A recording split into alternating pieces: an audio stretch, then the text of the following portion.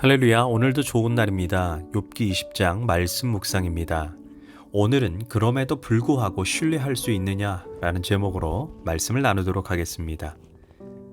오늘 본문은 소발이 욥에게 던지는 두 번째 논쟁입니다. 소발이라는 뜻은 어린 새라는 의미입니다. 그는 세 명의 친구 중에서 가장 나이가 어린 사람입니다.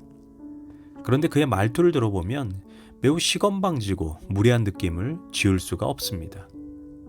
마치 명문신학대학교를 갓 졸업한 젊은 전도사가 자신이 배우고 알고 있는 지식이 전부인 양 열을 내면서 욥을 훈계합니다. 2절과 3절을 보면 입을 다물고 있으라 했으나 욥, 내 말을 듣고 있자니 화가 나서 참을 수가 없다. 내가 하는 말을 듣고 있자니 모두 나를 모욕하는 말이다. 그러나 깨닫게 하는 영이 내게 대답할 말을 일러 주었다. 그는 욥의 말을 듣고 화가 나서 참을 수가 없다는 것입니다. 그러면서 깨닫게 하는 영이 나에게 대답할 말을 너에게 가르쳐 주었다는 것입니다. 쉽게 말해 성령께서 내게 직통 계시를 주셨는데 내가 너를 한 수 가르쳐 주겠다는 것입니다. 문제는 주의 종들이나 소위 신령하다는 분들 중에 소발처럼 성도들을 두렵게 하고 억압하고 조종하기 위해 무당처럼 성령께서 내게 이렇게 말씀하셨다 라고 말하는 분들이 있습니다. 물론 성령께서 그들에게 말씀하실 수도 있습니다. 그러나 잘못된 영에 이끌려 그들도 사단의 도구로 쓰임받을 수 있음을 기억해야 합니다. 사실 성경보다 더 좋은 예언은 없습니다. 소발은 5절에서 깨닫게 하는 영으로부터 받은 감동을 욥에게 말합니다. 악한 자의 승전갈은 언제나 잠깐뿐이었으며 경건하지 못한 자의 기쁨도 순간일 뿐이다. 이 말은 욥의 바로 상황이 지금 이러하다는 것입니다. 욥은 악한 자이기 때문에 그 승리가 오래가지 못했고 경건하지 못했기 때문에 그의 기쁨도 금세 사라졌다. 결국 욥은 악인이라는 이야기입니다. 그런데 사실 욥이 어떤 죄를 저질렀습니까?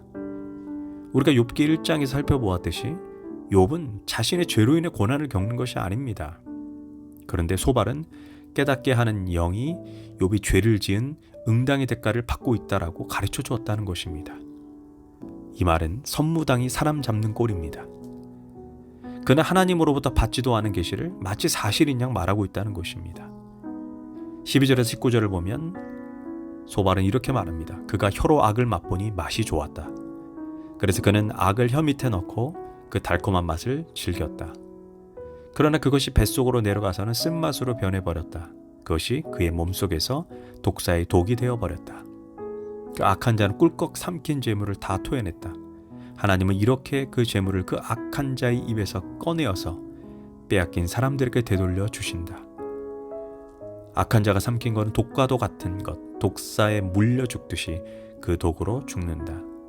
이것이 그가 가난한 이들을 억압하고 돌보지 않았기 때문이며 자기가 세우지도 않은 남의 집을 강제로 빼앗았기 때문이다. 웃긴 것은 마치 소발이 깨닫게 하는 영으로부터 받은 그 계시를 마치 사실인 것처럼, 그러나 실상은 상상 속의 이야기를 거짓말로 지어내고 있다는 것입니다. 그렇다면 소발이 말한 깨닫게 하는 영은 도대체 누구입니까? 확실한 것은 거짓으로 지어내고 있다는 것을 보아 성령은 아닌 사단으로부터 받은 계시입니다. 고로 성령의 이름으로 함부로 예언하는 분들은 조심하시길 바랍니다. 또한 성도들도 너무 쉬운 방법으로 말씀이 아닌 사람을 의지해서 신령한 사람을 통해 음성을 대신 들으라는 태도는 결코 좋지 않습니다. 자칫 사단의 음성을 하나님의 음성으로 받아들일 수 있게 되기 때문입니다. 말씀보다 더 좋은 예언은 없습니다. 말씀보다 더 좋은 음성은 없습니다. 먼저 말씀을 추구하십시오. 그런 다음 성령의 음성을 듣고자 하십시오.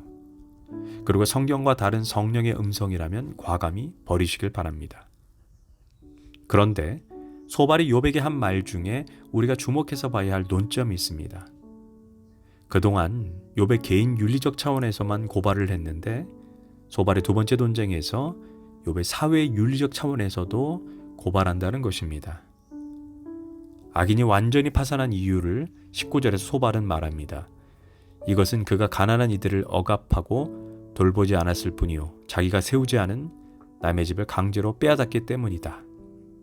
소발에 의하면 욥이 불쌍하고 가난한 사람을 착취하고 억압했기에 거기에 상응하는 응당한 대가를 받았다는 것입니다.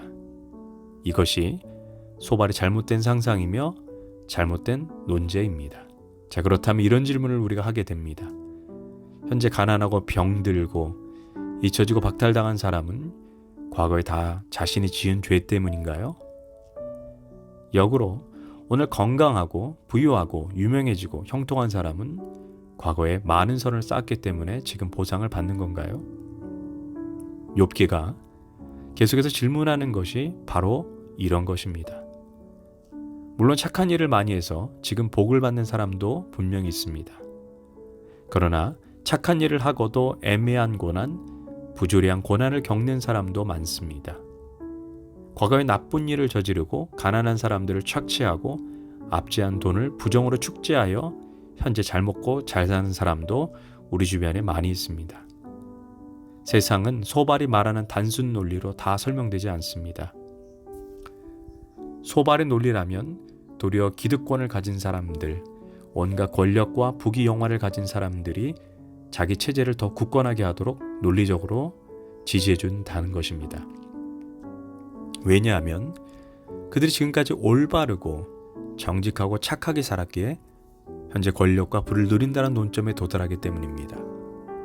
반면 가난하고 병들어서 변방에 밀려난 사람에겐 죄책감과 패배감, 자포자기를 심어준다는 문제가 생깁니다. 그러나 하나님이 다스리는 세계는 과학 법칙이 작동하는 세계라기보다 자유의 은총이 작동하는 세상입니다. 햇빛과 단비를 선인에게만 주지 않습니다. 악인에게도 고루고루 주시는 분이 하나님이십니다. 그렇다면 욥기가 우리에게 보여주는 것은 무엇입니까? 하나님을 그토록 경외하고 악에서 떠난 착한 사람에게도 그 많은 재산이 다 사라지고 생태 같은 자녀들도 다 죽을 수도 있고 본인도 거의 죽음 일부까지 코너로 몰릴 수 있구나. 예수 잘 믿는 사람에게도 고난이 닥칠 수 있구나. 반면 하나님을 믿지 않고 악한 일을 많이 한 사람도 떵떵거리며 번영할 수 있구나. 이러한 현실을 있는 그대로 우리에게 보여준다는데 욥기의 위대성이 있습니다. 그렇다면 욥기가 우리에게 주는 교훈은 무엇입니까? 예수 잘 믿고 하나님 잘 섬겨도 나쁜 일이 생기고 고난도 찾아올 수 있다는 것입니다.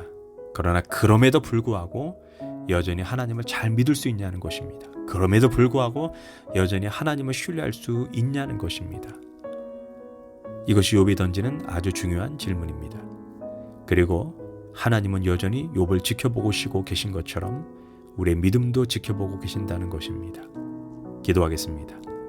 하나님, 그럼에도 불구하고 그 어떤 상황에서도 하나님을 진실로 신뢰하고 소망하길 원합니다. 예수님의 이름으로 기도합니다.